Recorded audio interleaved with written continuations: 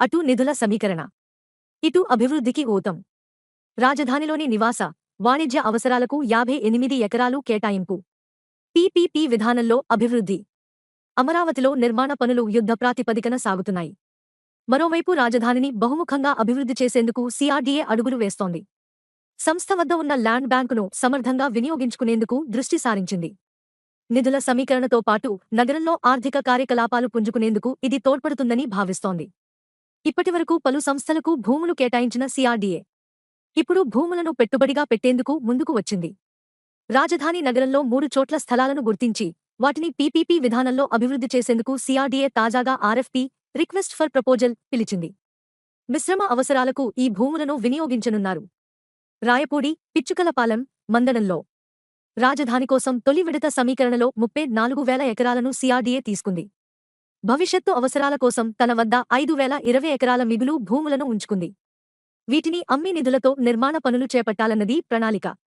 భూముల వేలం కన్నా అనువైన ప్రాంతాల్లో ప్రైవేటు భాగస్వామ్యంతో అభివృద్ధి చేస్తే అమరావతి అభివృద్ధికి ఊతం ఇచ్చినట్లవుతుందని ప్రభుత్వం తలపోస్తోంది.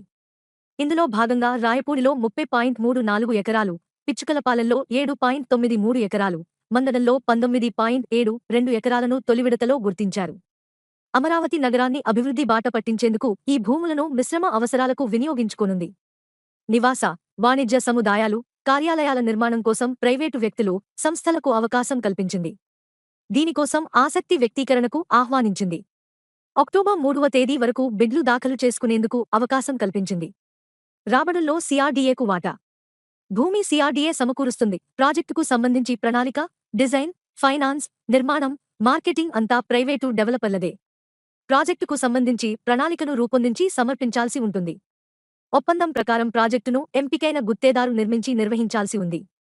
అనంతరం నిర్ణీత వాటాను సీఆర్డీఏ తీసుకోనుంది. బిడ్డింగ్లో సీఆర్డీఏకు ఎక్కువ వాటాను ఇచ్చేందుకు ముందుకు వచ్చే వారికి భూమిని ఇవ్వనున్నారు. దీనివల్ల నగరంలో వివిధ రంగాలు శరవేగంగా అభివృద్ధి చెందే అవకాశంతో పాటు మౌలిక వసతులు సమకూరనున్నాయి.